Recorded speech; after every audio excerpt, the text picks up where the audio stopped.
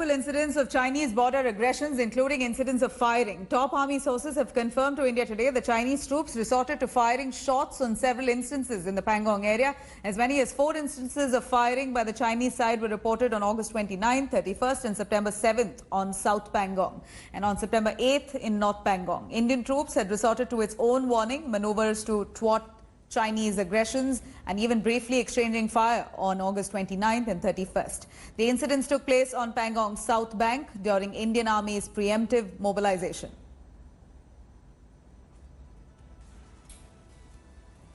Cutting across to Abhishek Bhalla joining us live from Ladakh. Abhishek, take us through what's the ground situation right as we speak.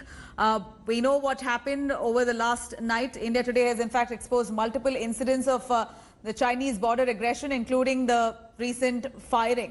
So the top army sources have confirmed that Chinese troops have resorted to firing shots on several instances along the Pangong area. What's happened at the latest?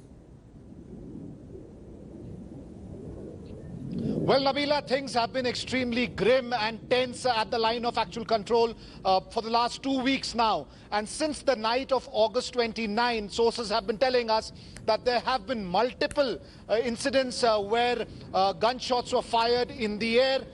It was always initiated by the Chinese, and at times the Indian army also responded in the same manner. Now, one needs to understand why this is happening, because the rules of engagement seems to have been completely changed now.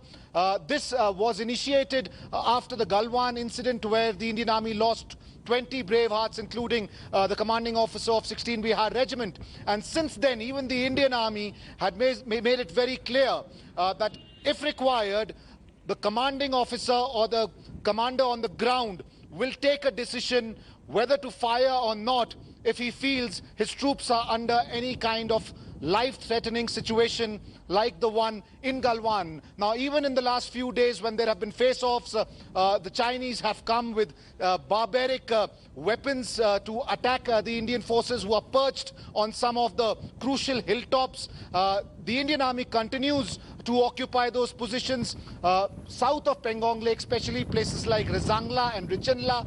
Even in the north, there has been a counter-offensive by the Indian forces.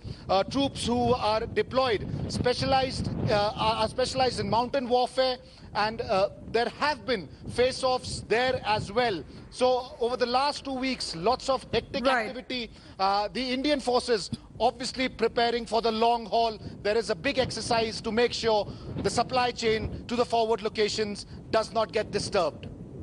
Right. Thank you very much, Abhishek, for joining us with those details. Now, let's quickly cut across to India today. They're speaking to one of the geologists deployed to explore groundwater sources at Galwan, Depsang and Daulat Beg Oldi in Ladakh. This is for the thousands of troops deployed in these areas, given the ongoing tensions with China. We have been exploring groundwater resources in Daulat Beg Oldi, and we have been successful in one point, and in other areas the investigation is on, and we are hopeful that we will be getting water in near future. We plan to make a very, very successful water body in DBO sector, so that it becomes a very good feel-good factor for the people who are stationed there, our army, and also people who will be visiting there in near future. Chushul mein humne kiya tha, Tara post mein humne kiya tha, so I had stayed with the forces, with the army, and in winters when they got waters, because otherwise they have to transport so much water here and there. So that becomes a very, very successful point, and that is what we are going to do in DBO.